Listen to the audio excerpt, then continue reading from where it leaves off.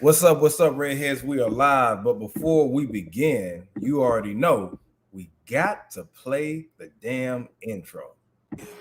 Don't give up, you gon' be on. Don't give up, don't give up, give up. Don't give up, you gon' be on. Don't give up, don't give up, give up. Don't give up, you gon' be on. Don't give up, don't give up, give up. Don't give up, you gon' be on. Don't give up, give up, give up, give up. I know you got doubts, but get to the bag. Just follow the dream and stick with the plan. I know you get worried. Greetings, Redheads. Thank you so much for joining me on tonight's broadcast of Red's View. I am your gracious host, Jay Red, and I'm joined by a very, very special guest. You've seen him on the platform before. He had an artist interview. He goes by the name of Saying Too Loud. What is happening, bro? Yeah, what's good? What's good, y'all? Saying Too Loud. Make sure y'all follow me at Saying Too Loud on Instagram and Twitter. Make sure y'all go listen to the Loud package. Also, the single Bando. Exactly. Yeah, Bando go hard, by the way. So, man, last time you saw Sam on the broadcast, it was an artist interview, but today he's going to be joining me talking about some of the hottest topics that are going on right now in the culture, as well as we're touching on the sports too a little bit. You know what I'm saying? Yeah. So yeah, man, if you're looking right now, if you're watching it, make sure that if you on Facebook, I want you to hit that share button so everybody else can see it. Hit the like button on Facebook, Twitter, and YouTube. Shout out to everybody for rocking with us. Waiting for a couple of more people to come in. We got a couple of people watching now.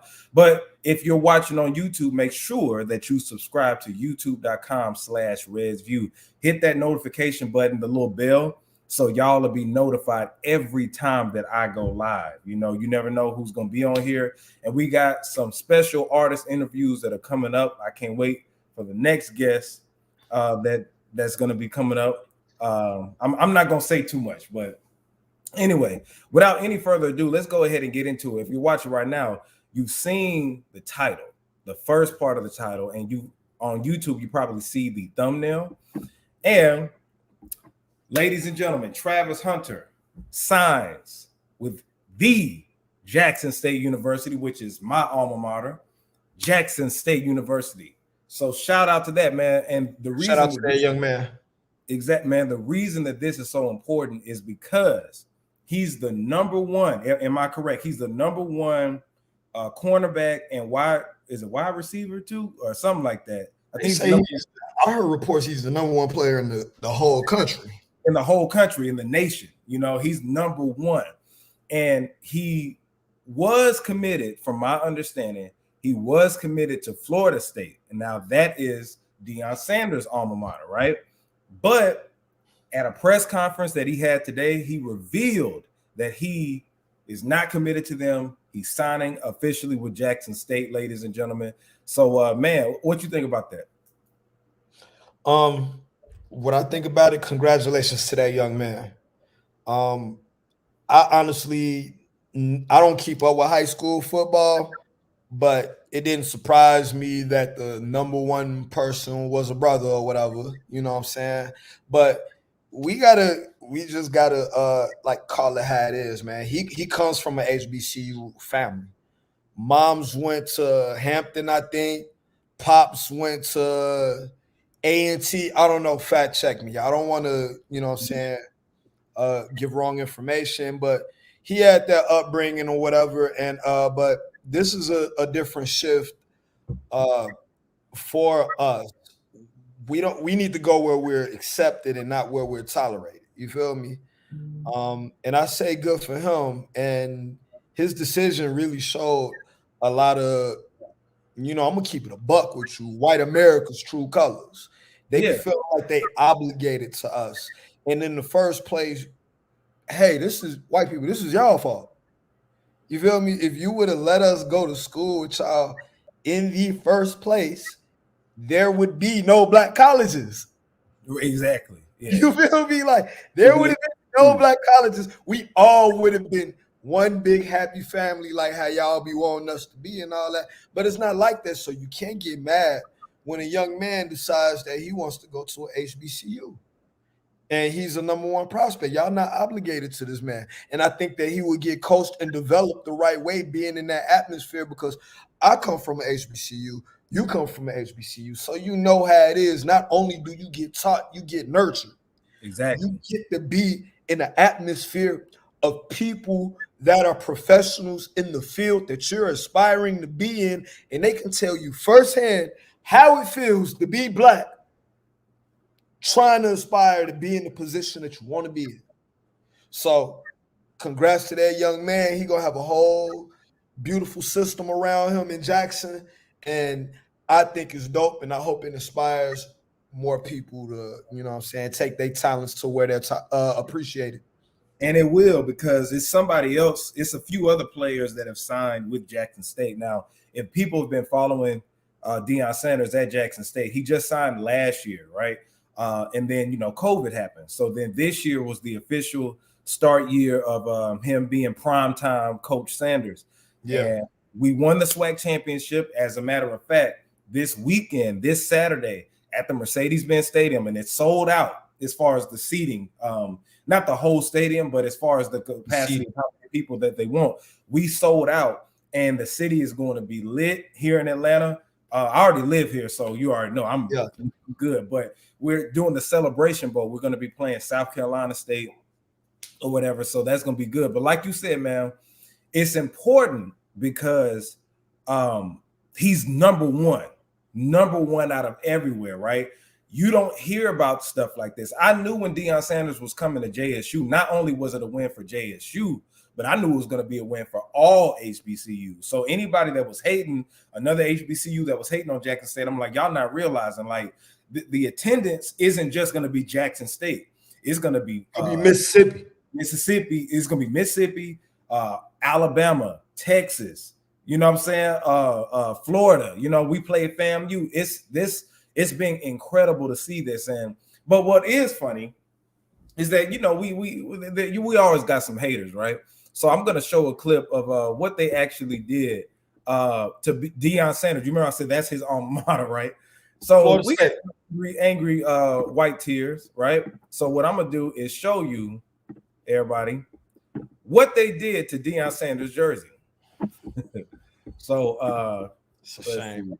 Yeah, it's a shame, but it is a shame, bro. So yeah, if you're watching the screen right now, look at that.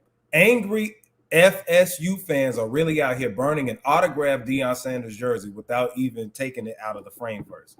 And look at that. Look at that, ladies and gentlemen. They are burning Deion Sanders jersey autographed. They're that pissed. Let's replay that.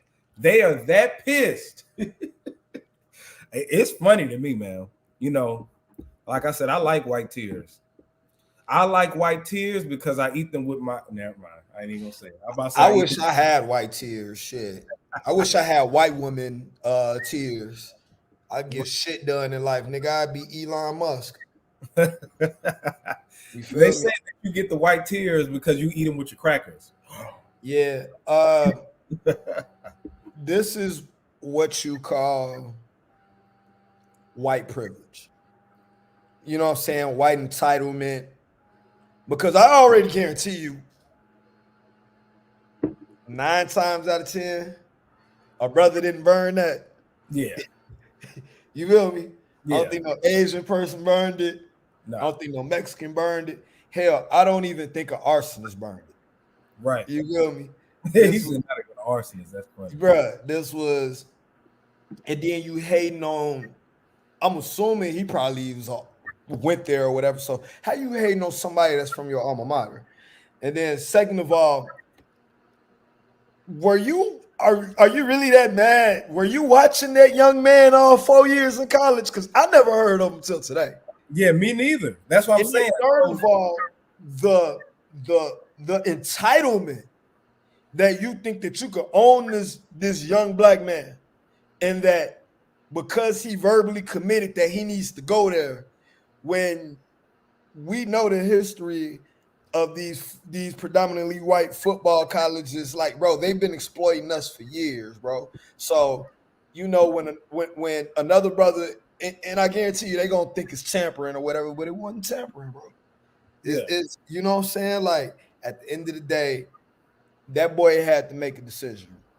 Yeah. He took a tour of both schools. He saw what what the difference in the culture is. Right. You feel me? Yeah, this Florida State, yeah, it looked nice, but shit, Jackson feel like home. Exactly. And Shit, that's how every one of us feels when we go to HBCU. Yeah. We are uncomfortable as hell going to these PWIs. Now, of course, we know if we go there, we have a better chance of getting in the league, getting what we would perceive as a better education. Because if I say that I went to PWI, right, and they see that on my resume, we feel like that would stand out more than if we went to an HBCU. But fuck all that. We getting to that point now to where we're the culture. We've been the culture, but we're the culture. We are the number one recruits. We're going to be the ones that the NFL comes to, the NBA comes to get us drafted out, you know what I'm saying, to college and stuff. So I love it. And anybody that has something negative to say about it, because it's a lot of haters and shit, oh, the fuck well. You know, it's about time that we taking it back into our own hands. I love what Deion Sanders is doing for the culture. I just don't want him to leave. I don't, because I heard he interviewed with TCU. And I'm like, bro, don't do all that to leave. You need to stay there and develop it. And bro, we at that age, and Dion is at that age, is when you leave this earth, you want to die on the right side of history. Exactly. I know Dion wants to be a coach and he wants to coach on the maximum level, but I pray that he stays there. You feel me? Yeah. And you know, he becomes the you know what I'm saying, the next big head coach out the SWAC, that the most winningest coach in the SWAC or whatever, you know what I'm saying? I hope he goes after that record and then put us on the limelight, because it don't get no more prime time than prime time, doctor. Exactly. And I think that he will like do the right thing, because especially what Florida State just showed us, you know what I'm saying, and how you got all these haters. Let's keep making this money, you know what I'm saying, because we're doing record numbers in attendance. Let's keep doing that. Now, I want to talk about something else, because you brought this up. I heard about it earlier, but I want to talk about it now. So Master P's son, Hersey Miller, is actually leaving a HBCU, Tennessee State University. And the article didn't say where he's going, but I'm going to pull the article up real quick. Take a look at it. And I wanted to read over with the redheads. All right, so let me go back up here. I hate these little bootleg websites. There we go. Okay, so Master P's son, Hersey Miller, transferring from Tennessee State University because of the lack of medical resources. Now, I didn't know exactly what happened, but I'm going to read it over. It said, according to the Nashville Tennessean, Master P says his son will be transferring because he feels that the school lacks the medical resources within the athletic department based on the resources other non-black schools have access to. He feels TSU can't compete with other universities' programs. Now, what happened, if we dig deeper, it says the first game of the season for the TSU basketball team on November 9th, Miller suffered a hip injury. Master P feels his son did not receive the proper medical attention needed after suffering the injury in the game against Alabama A&M. An improper diagnosis almost led to the end of Hersey's playing career, he said.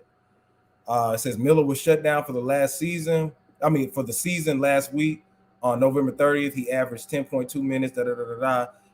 So when I looked into it, you know, I guess, you know, if it was an improper diagnosis or whatever, I guess I could understand that from his point, you know what I'm saying? But I didn't know that happened. But well, give me your spill on it. How you feel about that?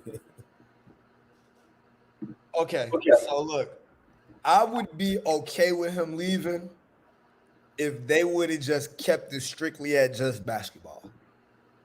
But when you in the community doing toy drives, turkey drives, goddamn free medical checkups, giving the school book bags, all that stuff, Yeah. Oh yeah, Master P about to turn this. He about to turn what's that? Nashville. Nashville, yeah. I'm like, bro, Master P about to do his thing in Nashville. They about to turn.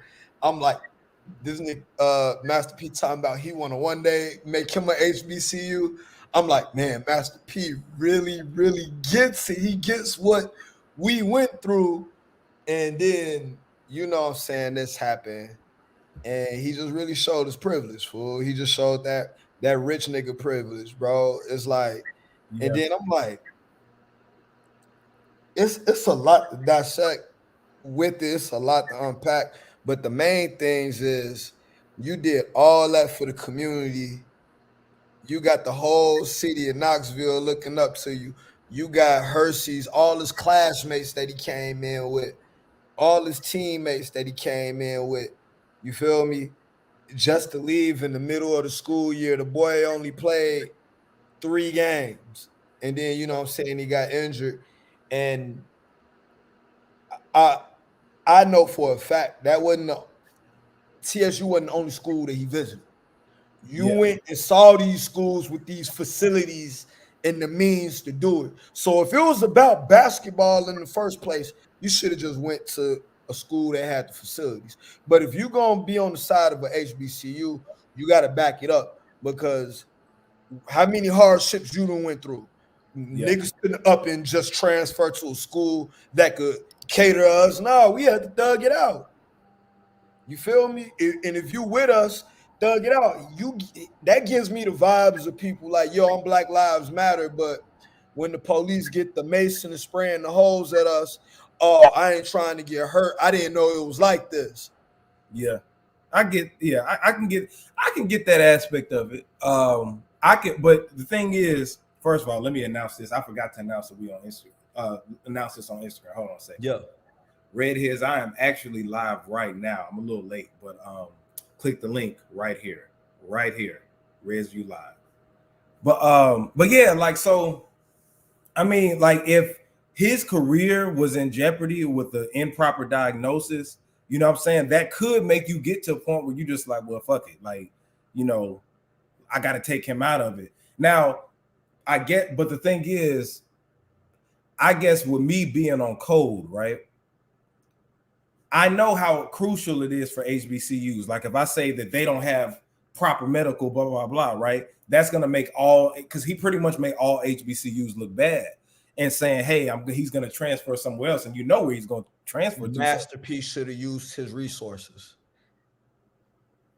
Exactly. And Master P so rich to the point that he doesn't have to use his money.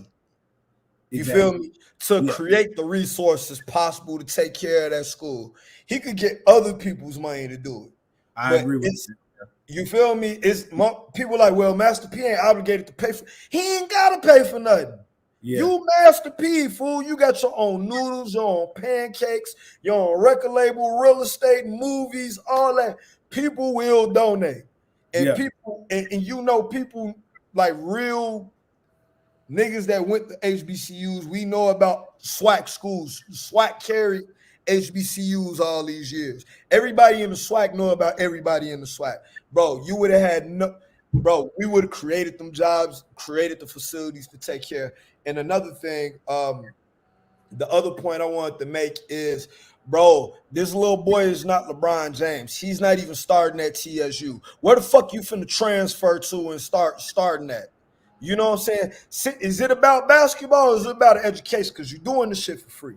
Sit your ass out at TSU and get you a degree and heal this year and then come back and play. Because you about to go, you could go anywhere else. Bro, you wasn't even starting up. Yeah. You feel me? What, you gonna go to USC? Yeah. And then I think he could have, like, I'm leaning towards what you said too. If medical, like, Master P has access to other medical facilities outside of that. So that's what he did, I'm assuming. He went to another doctor and then they gave him another diagnosis and all that other stuff. So my thing is being on code. I'm not about to say all HBC. Basically, it seemed like he said all HBCUs don't have good resources when it comes to medical shit, which can make other people When look you at talk about one HBCU, you're talking about them all. well, all right, exactly. So We're a small percentage a of very the a whole small. scope. So when you say that, you're affecting everybody opposed to just that one. So what I would have did, I would have used my resources, and if they messed up, if they fucked up, whatever like that, I would have been like, okay, well, I ain't gonna publicly. I'll just say I'm going to transfer. They ask me why, just make up some shit. If you're gonna be down, you got to be down, bro. What I'm looking at it is that ain't a lesson I teach my son. Yeah. You ain't even finished the school year. I can see my mama now, like, you just gonna quit. Like, but my mama wouldn't let me quit. But you feel me? Like, nah, bro. We did all this in the community. We done gave out free food, shoes. Nah, nigga, I'm here. I'm 10 toes down, doc. Yeah. I'm 10 toes down. We gonna make nigga, you Master P, son. Right. Yeah. Get your education, doc. Go enjoy your time in college, bro. Basketball gonna be, if you're gonna play basketball, you're gonna play, but you're not even starting, doc. You're not even starting. Yeah, I get it. Enjoy your freshman year at college at TSU. Yeah. Now, Redheads, let us know what y'all think about that particular topic. Because that's really interesting. Shout out to Sam for actually bringing that up. We're gonna go to the next topic that I've had some concerns about. All right. So if you're looking at the screen, it says Chris Brown is in talks with signing with QC. Now, QC is Quality Control, record label based out of Atlanta, has acts such as the Migos, Lil Baby, City Girls, and others, right? Now, when I first saw this, I was confused. Me and my homeboy Coop the Trio, shout out to Coop the Trio, we was actually talking about this. And Chris Brown is an elite artist, okay? I feel like Chris Brown, the top 1%. The top 1% of artists, he's here. Now, does he have a classic album? In my opinion, no. However, I think that Chris Brown is on the same level, well, somewhat of the same level when you think of a Beyonce, when you think of like a Michael Jackson, you know what I'm saying? He's in the top 1%, Usher, all of them, right? So him signing with Quality Control, even though QC is a big label, right? To me, that would be a downgrade for him because A, I think he either needs to sign himself, be independent, right? Or B, if he is going to sign with the rap label, because that's what QC is, I would see him only signing with like a Def Jam or something. But he's on another level opposed to a QC. I feel like QC, when you think of that, you think of, I mean, it's rap. You know what I'm saying? You think of Lil Baby, Migos, Cardi B, and Chris Brown is at that point to where he's bigger than that damn label alone. You know what I'm saying? So I don't think that would be a good move. Now, I didn't look into the details of it all the way. I just looked at the headlines. I don't know if he's signing to them to try to do a rap album or what, but I think that Chris Brown is on that, not saying he's bigger than Beyonce or as big as Beyonce, but he's in the same category when I think of like the elite, like Rihanna, Beyonce, you know what I'm saying? All of them, right? So him signing to QC does not make sense to me at all. What you think about it? I just looked it up real quick.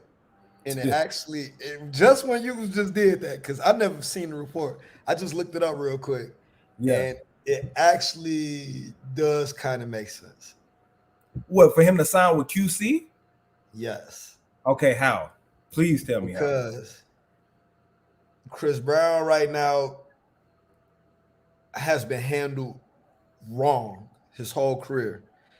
It's about time that he's being handled by people of his peers where he can have creative direction to do whatever you want to. And I think that he will have the creative direction to do what he wants to under QC. And I do believe that he's very big where the deal with QC is not going to be really just signing to him. I think it's going to really be a partnership because he's that goddamn big. He's not Lil Baby. He's 10 times bigger than Lil Baby, and Lil Baby is the #1 artist on the label. Exactly. So why Lil Baby passed up the Migos, and this nigga. So what you said right there, he is 10 times bigger than Lil Baby. He's 10 times bigger than that label. So when you talk about creative control, the last couple of Chris Brown albums, he's been doing what the hell he wants to do because all of the different songs, he has like 30 songs on there. And he has the rights to his own masters at the last deal he just signed. So him going to QC is here, right? Which their top label, but Chris Brown is right here. So with him signing he's coming down to the Lil Baby Migos category. We're not talking about Migos. We're talking about P and Coach K. That's a mutual respect right here. You feel me? And even though you're talking about QC is down here, you gotta remember P and Coach K money is up here. They got as much money, if not more money, than Chris Brown because they over City Girls, over Lil Baby. They get money off of the rest of the people I forget to mention, which they roster is very long. But bruh, they not no amateurs at this, bro. They money is up there. Chris Brown ain't looking down on them financially, fool. They own their business. Chris, you know what I'm saying? So what shit like them? I think it's an equal partnership. Right. But I guess my thing would be, what benefit could they actually do for Chris Brown that he already don't have himself? His representation and his handlers, bro. Chris Brown handlers are some coked out white boys in goddamn California. He needs to be around people that he respect and people that understand what Chris Brown vision is. And Chris Brown respects his vision in the hands of these niggas than any other execs and record labels that's out there. I think it makes sense, man. Go on, sign you a partnership with them and release a couple albums that go crazy. Release the albums that you want to release and not what Interscope or Epic or whatever them trying to tell you to do. You feel me? Or trying to pick from your catalog. I think it's a good move. I think it's terrible. Management, maybe. But as far as being an artist on the label, I don't think so. But Redheads, let us know what y'all think. With that, we're going to go on to the next topic. Man, we going in, man. We going in. Redheads, let us know if you watching, man. Hit that fire emoji, hit that like button. I see somebody did hit the like button on Facebook. Share it if you're watching on Facebook right now. Share it from YouTube, all that other good stuff, right? So, L.A. Reid, legendary producer L.A. Reid was actually on a show. I forgot what show it was. I'm going to play the clip. Yeah. But they asked him what he was looking forward to, like who would he want to see battle in a Verzuz battle, right? Mm-hmm. And you see it right there, Mariah Carey versus Beyonce. Now, I'm going to play him actually talking about it because it was very interesting to hear him, to hear his spiel about it. So here we go. Genius for creating it. Yeah. I've watched many of them. Which one? Who, if you had your perfect Verzuz battle, who would you pick? It's hard. That was hard. Because we just had Shaka and Stephanie Mills. Old school. The deal will go against who? The Time. Oh, wait a minute, that's not my ideal one. But I do. What's your ideal one? You really want this? Yes. It's Mariah Carey versus Beyonce. Oh, bring that on. You gonna hurt somebody? Oh my God, that would be the biggest one ever. Come on, man. That would. Come on. Now, everybody who watched it, of course, he said Beyonce versus Mariah Carey. Now, I want to know what the Redheads think as far as that being a Verzuz battle, and who you think will win. Now, I'll tell you right now, I think Beyonce is the biggest artist of our time, on the same level as Michael Jackson. However, when we're talking about song for song in a Verzuz battle, I think Mariah Carey would smoke Beyonce in a Verzuz battle. Straight up. You heard me correctly. Mariah Carey would smoke Beyonce in a Verzuz battle. Now, when I'm saying Verzuz battle, we're saying 20 songs versus 20 songs. And Beyonce, as great as she is, I don't think that Beyonce has a classic album, right? And B, her songs next to Mariah Carey songs They some of them she'll win some rounds, but I think Mariah Carey will knock her out. So go ahead and let me know what you think about it. Beyonce doesn't have a classic album? She don't. I don't think so. Bro, you are wild, bro. I'm not the biggest Beyonce fan, but I'm gonna give credit where credit is due. Like, yeah, I think. Well, okay, that's a whole different other subject. But to get back on what L.A. Reid was saying, I think this battle is very. Somebody that's in their 30s, come from somebody that's in their 30s, I think the battle is equally yoked. Just because you got Mariah Carey that did it all through the early 90s, throughout the middle of the 90s, late 90s, 2000s, all the way up till now, got the biggest Christmas song in the history of Jesus Christ. You feel me? Ever. Right. Exactly. Beyonce, you know, she's goddamn me the queen of the world, but folks forget that Mariah Carey is loved all around the world. I think it's a good battle, though. I think they're equally yoked.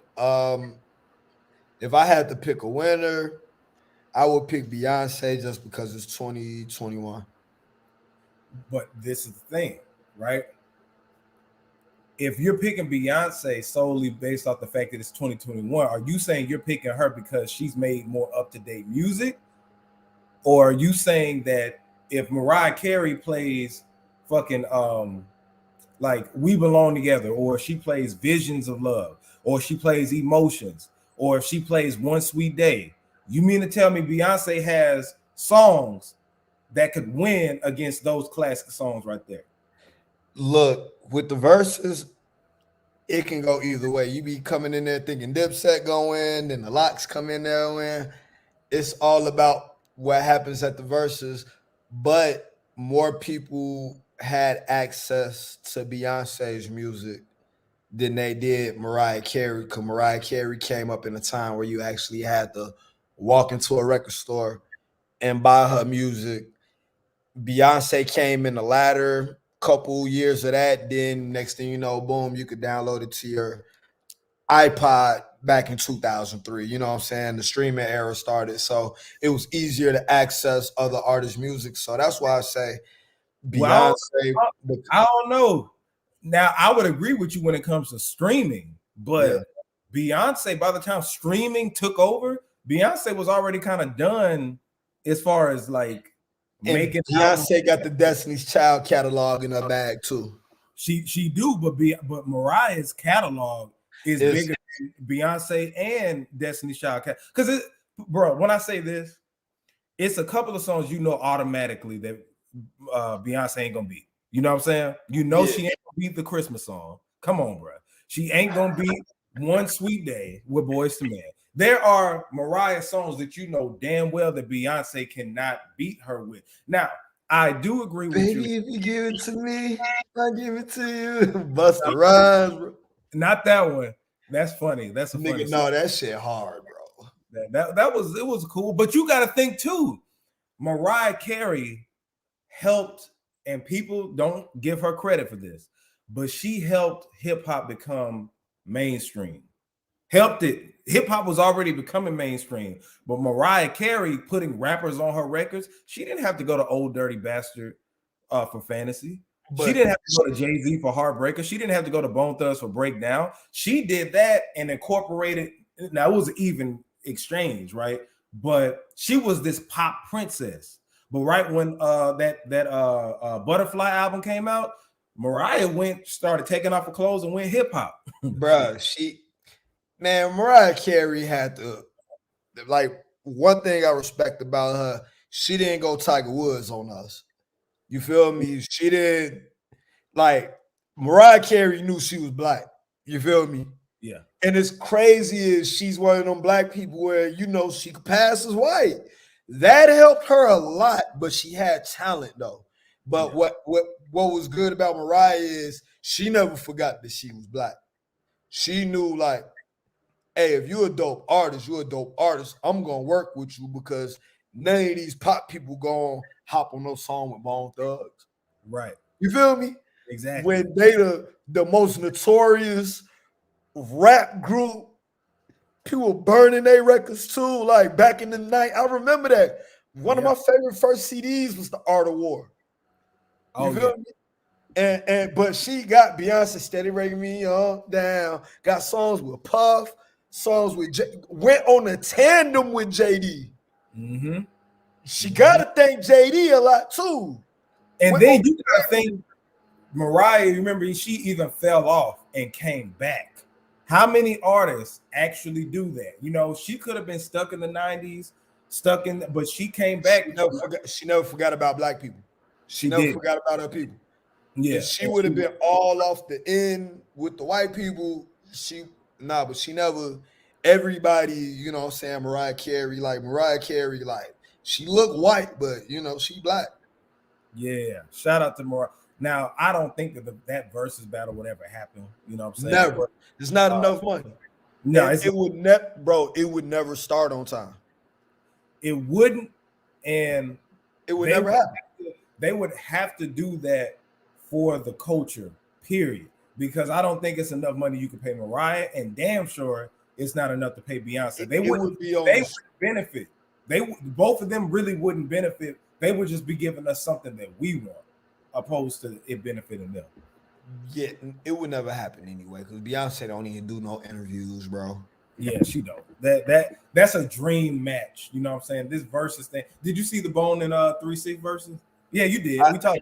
I honestly think that was the best Verzuz. Okay, why do you think it was the best Verzuz? The theatrics, the hits, the personalities, the fights. That was funny too, but it just had a lot of well, you're more familiar with it because you're cool with Bone or whatever, but like, yeah, we was talking about it the other day.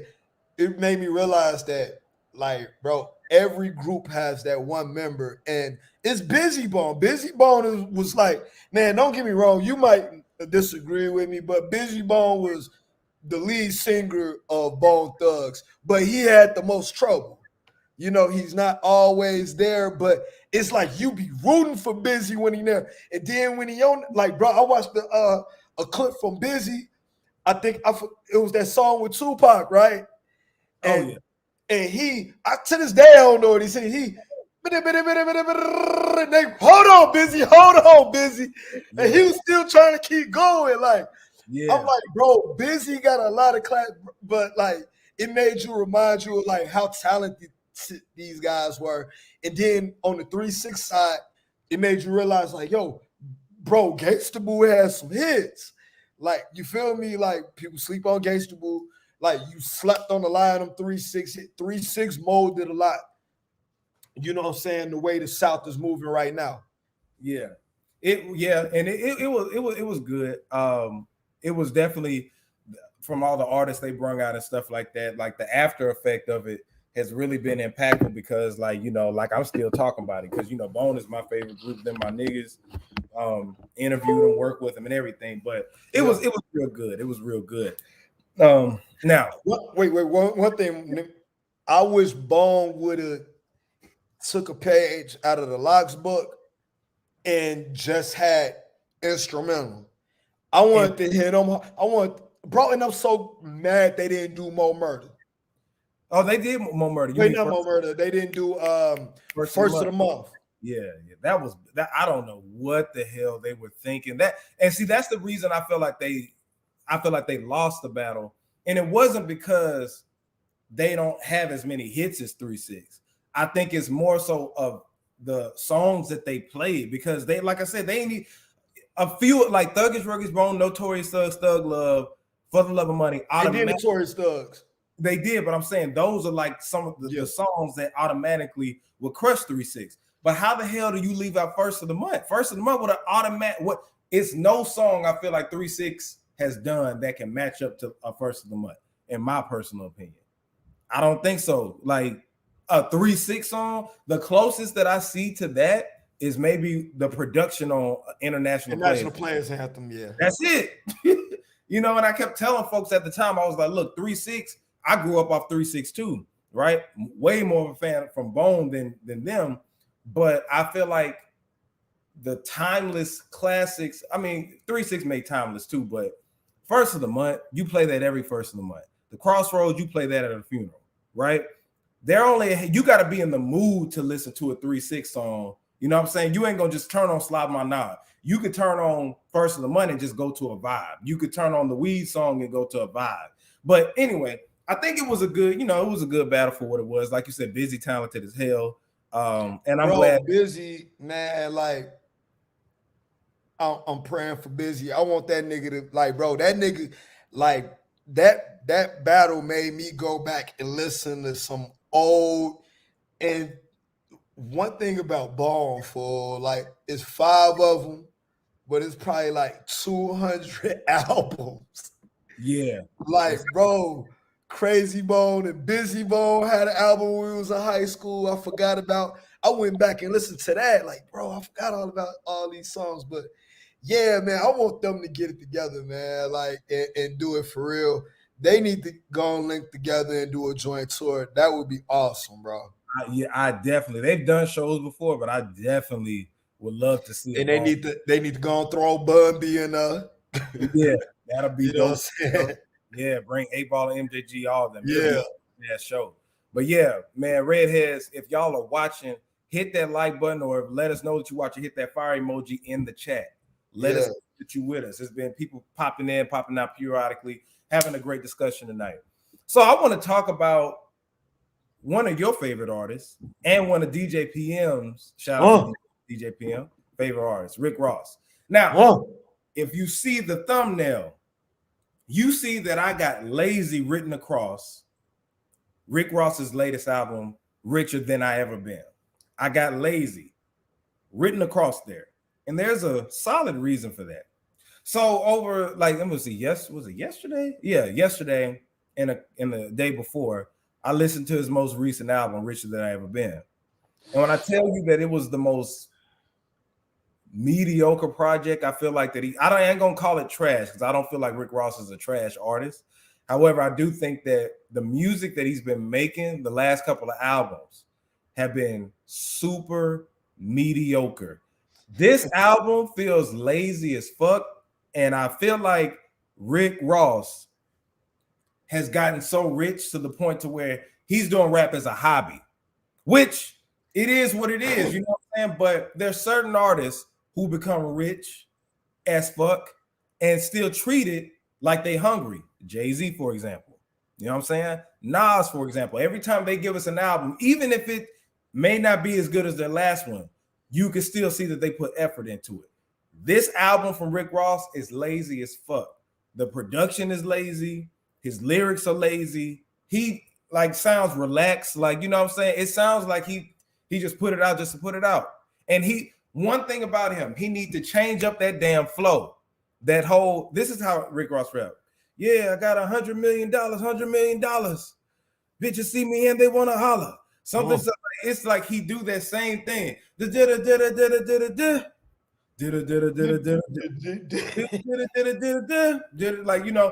it's lazy. And then the damn Maybach music soundbite.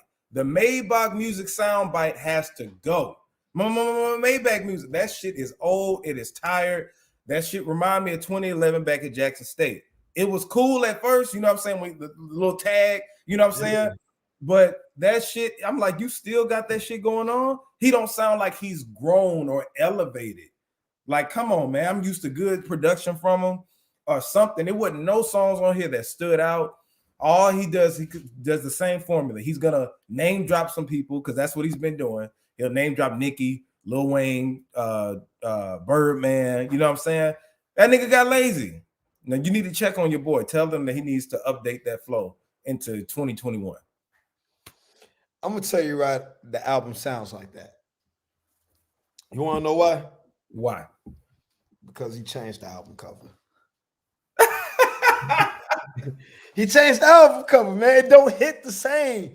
Because when he was on the album cover looking like a damn AKA, bro, my antennas was up. I'm like, bro, Ross got something to say. And then he let people punk him out. and then he changed the cover, and it looked like something that came out of 2014. So it kind of turned people's antennas down. I think it would have sounded a little bit better if he would have kept the cover. But also, let me keep it a buck with you. I did listen to that whole album today at work, and it was lackluster. Very. I think Benny the Butcher did his thing on there. Benny the Butcher got busy on that motherfucker. Like, I'm on a Ross song, I'm about to get busy. Like, he did his thing. That Outlaw song, that single is lukewarm. But don't get me wrong, I'm still waiting on that Rick Ross verse, bro. Like, shit, I got a song that you would sound perfect on.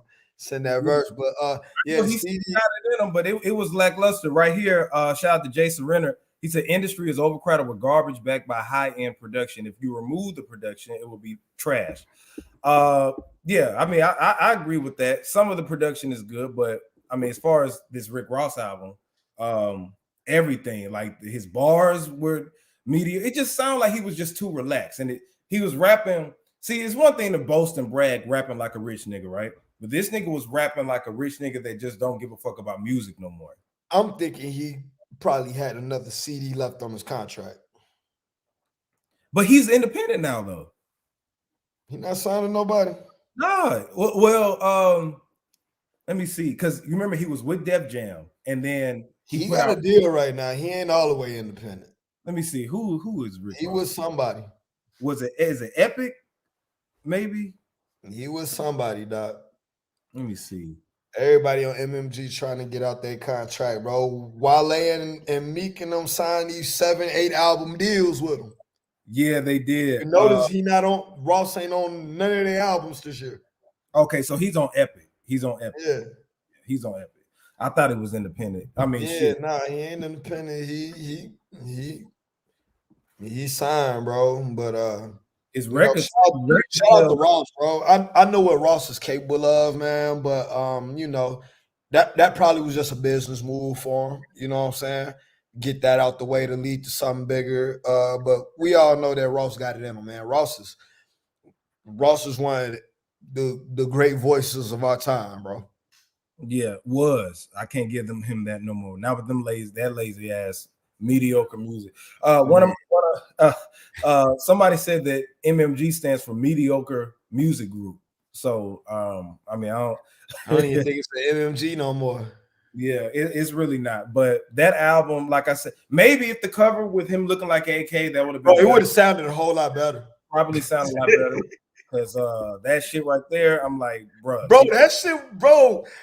Usually, I'll tell somebody when they sus, and low key, I don't know, man. Like, I thought it was dope from our artistic kind of, like, it was different, fool. And I'm like, you know what? Go on, Rick Ross. Like, you went the like, yeah, bro. Anybody else, I would have. It was intriguing to see. It had my attention. What? Yeah, it definitely did that. And usually when artists do shit like that, it makes it worth like listening to. But then he changed to this basic ass cover, and then we got basic ass. And it just aligned with the album. Like, yeah, bro, that cover looked like the third of. It looked like a green version of the Triller CD. Exactly. It looked the same. Now Port of Miami, like, but this ain't the first. The last album was mediocre too. Port of Miami 2. Now DJ PM said he loved it, all that shit, but that shit was mediocre too. Port of Miami 1 was the one. Yeah. No skips. Yeah. But I think that Rick Ross, I mean, shout out to him for being rich. I think he's in a comfort zone now, and he needs to get out there. Keep releasing that shit, Ross, and give your boy a verse. Shout out to Slab too. Slab, give me a verse. Shout out to Rick Ross. Now, this is a good topic, right? That we've been talking about. There is no beef with this particular individual because people thought that it was a beef between Bow Wow. You know, he wanted to run up on us, but it's no beef, right? But he's been talked about a lot, and recently he's in the news again for saying that he demands to be honored at the BET Hip Hop Awards, ladies and gentlemen. Now, let's see what Bow Weezy had to say about it. So he said, so basically, someone said, you think you deserve to be in the Hall of Fame. He said, absolutely, BET should honor me next year at the Hip Hop Awards. I don't want them to wait till I'm 44 years old. Plus, I'll be the youngest artist in history to get that award ever. And then someone said Hall of Fame. I agree and disagree. Does seem a little soon. He said, go look up my stats and see what I've done my whole career. And you tell me why I can't be sooner. I'm a vet. I'm like nothing you'll ever see. I put in 22 years already. I'm 34. 24 years of career is like most of the greats. I started young. I deserve mine, broski. All right. So when Bow Weezy put that up, right? I was thinking about that. First of all, he's saying 24 years. Like, I'm like, I know you ain't talking about musically because niggas haven't been listening to Bow Wow for no damn 24 years. His career lasted from, I would say, like what, the year 2000 all the way up until like maybe, like when did Freshman Big Cap? Like 05, 06? Really, I give him 07. We've been listening to him since that Snoop Dogg, since Doggy Style. When he was on the intro. He wasn't rapping on there though. Bro, we still heard that little nigga. Hell nah, nope. We gonna count when that nigga had put out what was that? Beware the Dog, and I believe that came out in 2000. Bro, so that shit was hard. I was in 6th grade, and yeah, me and Bow Wow the same age. Listen, Bow Wow was jamming from like 2000 on up, you know, and he was a child star. Then he became like, teenage star. But then, eventually he faded out. Now I agree with him. He's Mr. 106 in Park. He was a top rapper at one point. You know what I'm saying? Like, I'm talking about up there with Jay-Z at one point. You know what I'm saying? He was number one on 106 in Park all the time, had hits. The Scream Tour generated millions of dollars. You got to give credit where credit is due. However, thing is, you want people to give you your flowers. You know what I'm saying? You don't want to ask for them per se and talk about you need to be inducted into the BET Hall of Fame. You're demanding it. Like, I get where he's coming from, but I mean, I think that with him being a child star, it has some shit to do with it where people may overlook it, but eventually, it'll get to that point. He told me he don't wait till he's 44. I'm like, well, that's how the game goes sometimes. Nope. Not for Bow Wow. I feel him, bro. Like, bro, and I be feeling the same way. Like, I did so much shit, put so many niggas on, carry niggas on my back, giving my flowers. This nigga Bow Wow, you cannot fucking deny this nigga.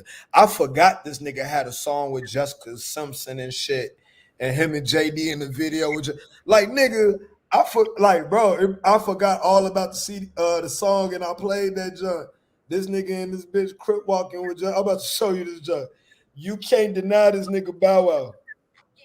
This nigga got Jessica Simpson all in the video. Okay, pardon pause. I don't want to get a strike. I don't want to get a strike on YouTube because they're okay, yeah.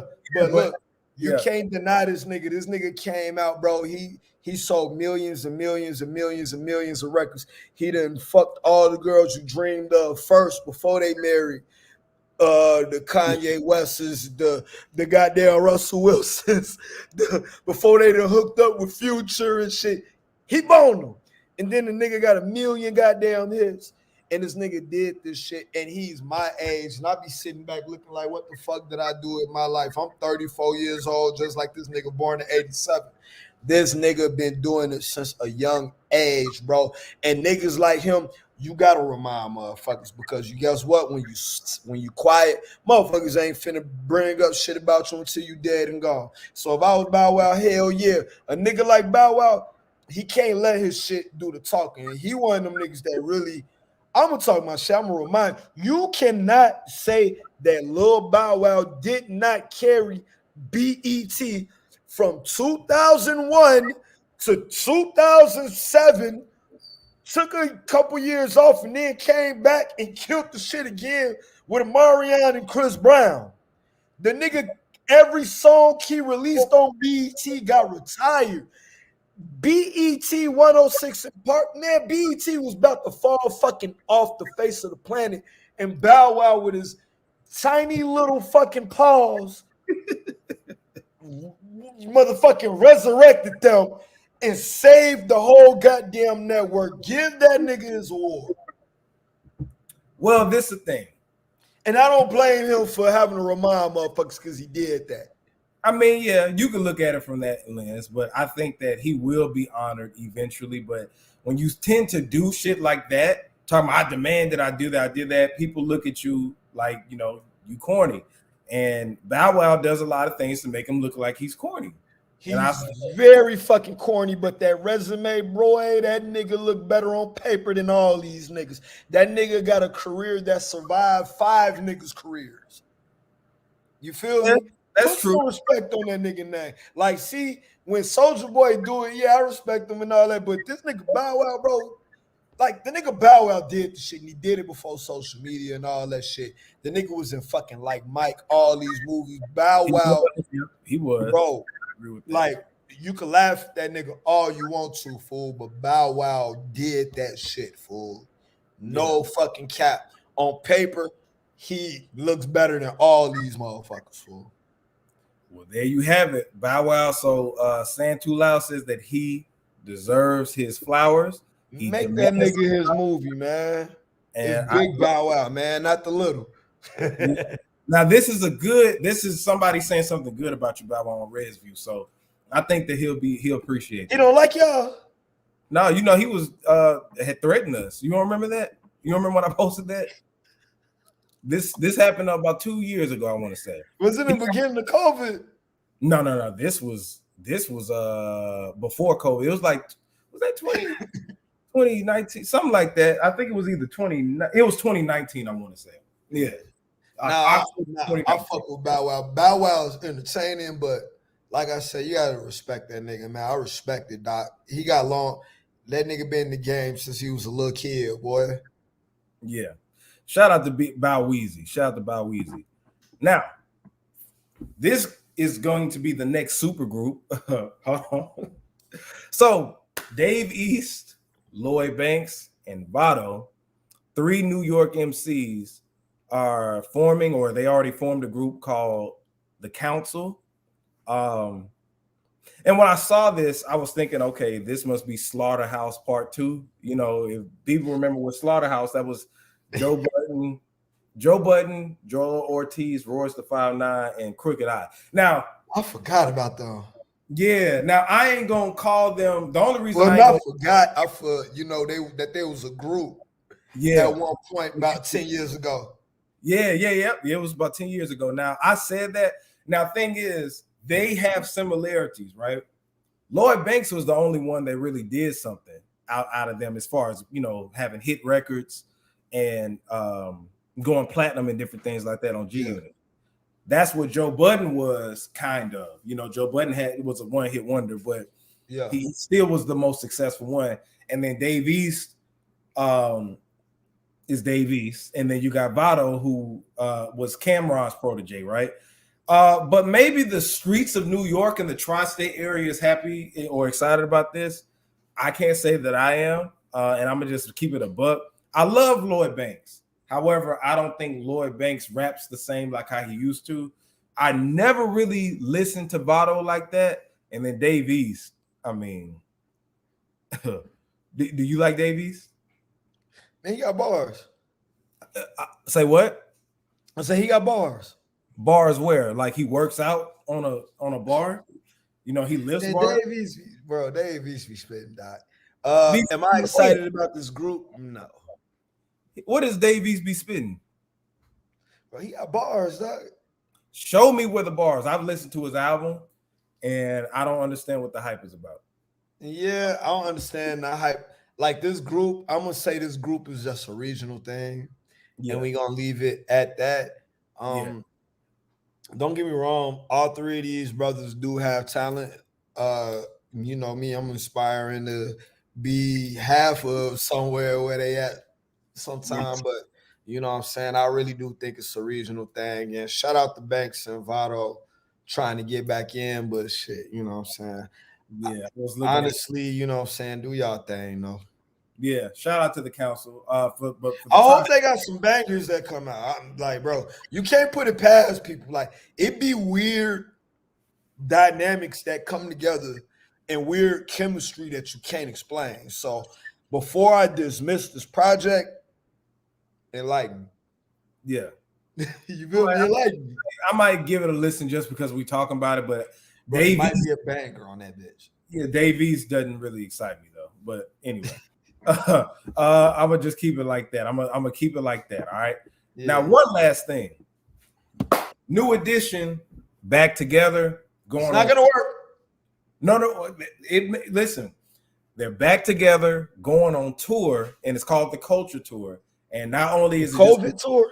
Yeah, they call it the Culture Tour. And they got Jodeci, and then they got Charlie Wilson on some of the tour dates too. Now, I know what a lot of people are thinking. I know what a lot of people are thinking, that New Edition, you know, maybe can't hold it together, but it's all 6 of them. Nigga, now, it's Jodeci that's not gonna be. And then you got Jodeci. You got a bunch of drunk niggas that love Hennessy on a tour. That love Hennessy and loose women. Yeah. We gotta hope for the best. I'm going to put it out there in the universe, Redheads, that this will be a great tour, that every member of every group will show up. Nobody every day? I'm talking about every day. You must know somebody on that tour. Where you getting your inside knowledge from? I'm gonna claim it because I think that we need it. I think that it'll be great, a great show. And truthfully, Bobby ain't even gonna last the whole tour. Bobby will, because Bobby has been on tour with Belle Biv DeVoe pretty much. Like they would call RB. I'm talking about New Edition. But listen, what happened when that New Edition movie came out, right? The egos got in the way, and it was only 4 of them that decided to tour. Now, I guess they got their shit together. All 6 of them gonna be together. And what I'm excited about is when you get New Edition, not only you just get New Edition, but within that group, you got Bobby Brown. He could go on tour by himself. Belle Biv DeVoe, they go on tour by themselves all the time. Johnny Gill and Ralph Tresvant. They have so much in that juggernaut group that you're gonna get a show with all of that. And they can do that by themselves, but we talking about together. We're talking about on the road, hotel rooms, lack of sleep, a lot of motherfucking liquor, women. Bobby don't drink no more. Bobby don't drink. Okay, that's good. So attitudes, and then you got Jodeci in the mix throwing on top of that shit with the bro. Good luck. I don't think they could do. Let's say they had like 20 days. I don't think every member is gonna make it though. Every member of New Edition and Jodeci, both together, is gonna make it through that whole timeline. Hell no. Well, we're gonna have to see, Redheads. I'm gonna put it out there. I'm hoping that they can pull it together. They'll be straight. But yeah, that's too many egos. That's like 9, 10, 11 egos. But they older now, and at that point, you want to get some money, man. You want to get. They got money too, and they ain't trying. Good luck to them. I hope it go good though. Yeah, I hope it goes good. We're gonna put it out there in the universe, Redhead. Yeah. But man, look, I try to keep these an hour. We just a little bit over, but we had a great discussion today. Shout out to my dude Saying Too Loud. Make sure that you go. How can they get your project, man? Yeah, my project is on all streaming platforms. You got YouTube, you got Spotify, Tidal, Apple Music. Just type in Saying Too Loud, boom, I pop up. Everything that I record is gonna pop up. That's what's up. And follow me on Instagram, Saying Too Loud. Yes, at Saying Too Loud. You already know where to follow me at JAYR3D on all social media platforms, preferably TikTok and Instagram. Also, make sure that you subscribe to youtube.com/RedsView. I got some DJ dates coming up. And what else? We got some more interviews. We got a bunch of different stuff coming up. And if you haven't already, make sure that you watch Real Sketchy. That's a clip I just put up. We got little acting skits that we put up or whatever. We got one dropping Sunday at 8 p.m. So meet us back here on youtube.com/RedsView. But anyway, this is RedsView. J Red Saying Too Loud signing out. Let's go.